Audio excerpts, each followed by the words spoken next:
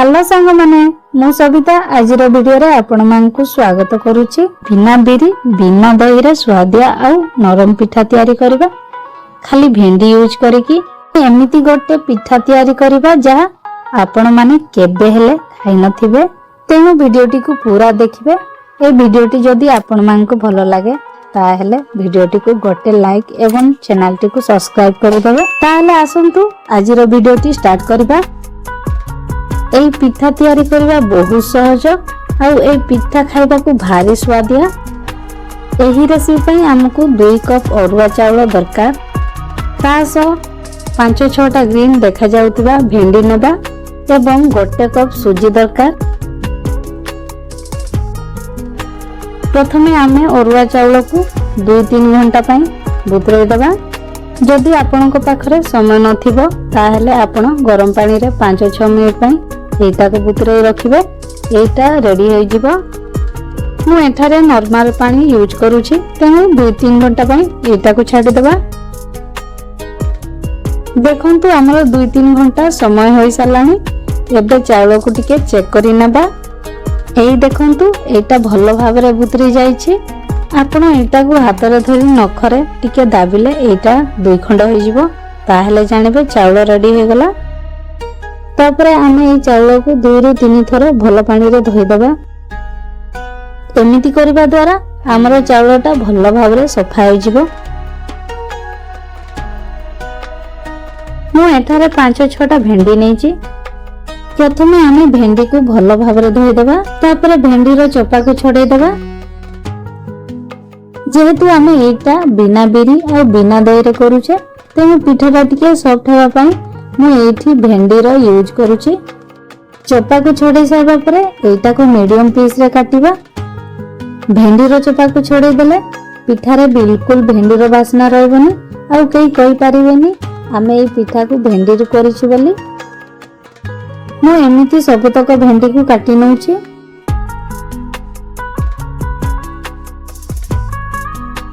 देखंतु हमर सबतक भेंडी कटा सर जाईची। तापर गोटे जगह जानी ए भेंडी पीस को रखिबा। एथिरे अल्प टिके पानी देई एटा को 2-3 मिनिट रेस्ट पई छाडी देबा।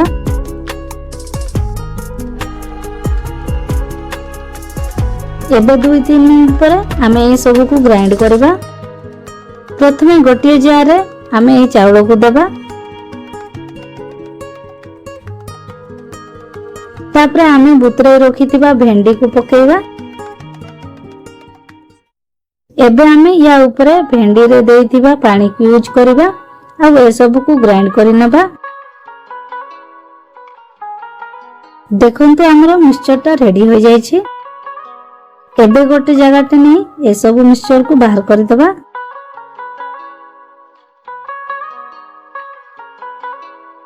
या ऊपर ढांकुणी देई एटा को 10 मिनिट रेस्ट पई छाडी देबा। एबे हमरो 10 मिनिट होई जाईछि।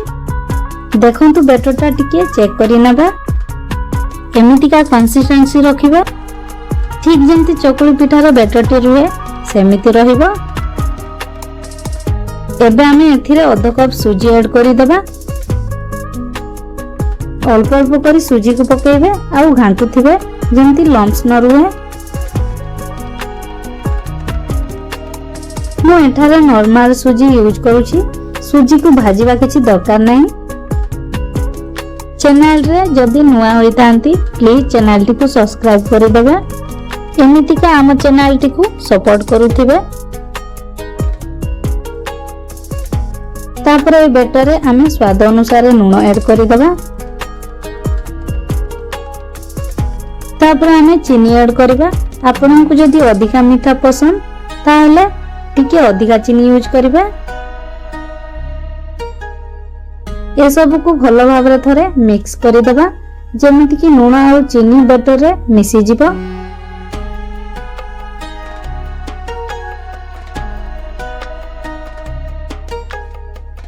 एबे गोटे पिंच खाइबा सोडा ऐड करी आउ थरे मिक्स करि देबा।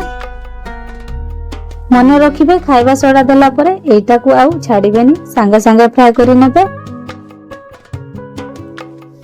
जेहेतु ए पिठाटा चटुरे तयारी हुए ସେଥିପାଇଁ ଏ ପିଠାକୁ ଚଟୁ ପିଠା କୁହାଯାଏ। ପ୍ରଥମେ ଗୋଟିଏ କଢ଼େଇରେ ତେଲ ଗରମ କରିବା। ତେଲ ବେଶୀ ଟିକେ ୟୁଜ୍ କରିବେ, ନହେଲେ ଏ ପିଠାଟି ଫୁଲିବନି।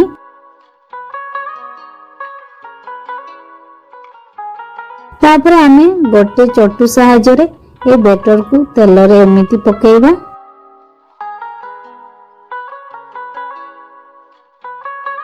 ଅଧିକାଂଶ ରଜ ସମୟରେ ଗାଁ ମାନଙ୍କରେ ଏ ପିଠାକୁ ତିଆରି କରାଯାଏ। ତେଲରେ ଦେବା ମାତ୍ରେ ଏଇଟା ଉପରକୁ ଫୁଲି ଉଠିବ। ଗୋଟେ ସାଇଡ ହୋଇଗଲା ପରେ ଆଉ ଗୋଟେ ସାଇଡ କୁ ବି ଓଲଟାଇ ଫ୍ରାଏ କରି ନେବା। ହାଲକା ଗୋଲ୍ଡେନ ବ୍ରାଉନ କଲର ଆସିବା ଯାଏ এই ପିଠାକୁ ଫ୍ରାଏ କରି ନେବା। ଚାଉଳ ଏବଂ ଭେଣ୍ଡିରେ ତିଆରି এই ପିଠା କେତେ ସୁନ୍ଦର ଦିଶୁଛି। ତାପରେ এই ପିଠାକୁ ବାହାର କରିଦେବା।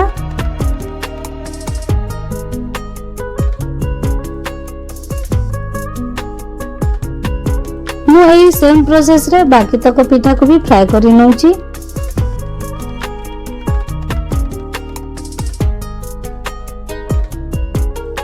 ଦେଖନ୍ତୁ ଏ ପିଠାଟା କେତେ ସୁନ୍ଦର ଦିଶୁଛି।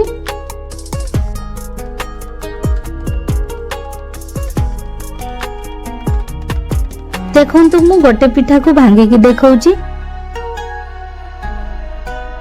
এটা କେତେ ସଫ୍ଟ, ଖାଇବାକୁ ଠିକ ମାଲପୁଆ ପରି ଲାଗିବ। ସୁଜି ନିଶ୍ଚୟ ଆଡ କରିବେ, କ୍ରିସ୍ପି ଲାଗିବ ଆଉ ଖାଇବାକୁ ବି ଭଲ ଲାଗିବ। এই ପିଠାରେ ଆପଣ এই ମିକ୍ସଚରକୁ ଯେତେ ଭଲ ଭାବରେ ମିକ୍ସ କରିପାରିବେ ସେତିକି ନରମ ଆଉ ସ୍ୱାଦିଆ ପିଠା ତିଆରି କରିପାରିବେ। এইটা ଖାଇବାକୁ ଭାରି ସ୍ୱାଦିଆ ଆଉ ଭାରି ସଫ୍ଟ। এই ରେସିପିଟି ଟ୍ରାଏ କରି ସାରି ଆପଣମାନଙ୍କୁ এইଟା କେମିତି ଲାଗିଲା କମେଣ୍ଟରେ ନିଶ୍ଚୟ ଜଣାଇବେ। ଆପଣଙ୍କୁ ଯଦି এই ଭିଡିଓଟି ଭଲ ଲାଗିଥିବ ତାହେଲେ ଭିଡିଓଟିକୁ ଗୋଟେ ଲାଇକ୍ କରିଦେବେ।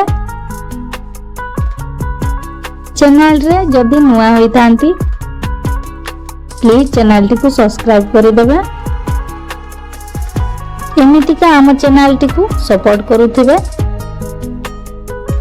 ଭିଡିଓଟି ପୁରା ଦେଖିଥିବାରୁ ଆପଣମାନଙ୍କୁ ମୁଁ ହୃଦୟରୁ ଧନ୍ୟବାଦ ଜଣାଉଛି। ତାହେଲେ ଆଜି ପାଇଁ ଏତିକିରେ ରହିଲି। ଏଥର ବିଦାୟ ଦିଅନ୍ତୁ। ପୁଣି ଦେଖା ହେବ ଆଉ ଏକ ନୂଆ ଭିଡିଓରେ। ସେତିକି ଯାଏ ନମସ୍କାର, ଟେକ୍ କେୟାର।